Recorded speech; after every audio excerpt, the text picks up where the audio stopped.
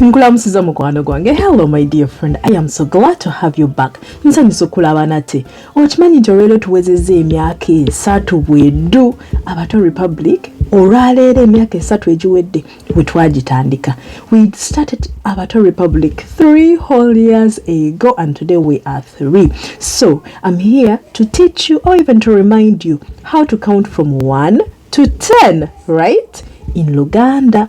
Remember, on this channel we see and look carefully and then listen and then speak so that we can learn, right? Jukira ku channel eno tulaba ne twetegereza olumala ne tuwulira ne twogera olumala ebintu ne tubikwata. Are you ready to learn 1 from 10 but in Luganda? Should we start? Wetegese tutandike. Emu, bbiri,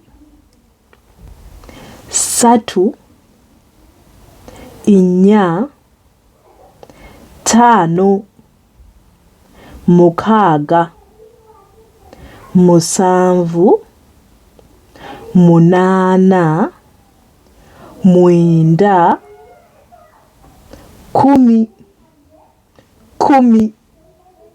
So mukwano gwange oli waddembe okuzangayo kano ka video n'oddamu woba olina kye weerabidde. So my friend, you're always free to rewind the video and you repeat until you can count 1 to 10. Bye! Weeraba!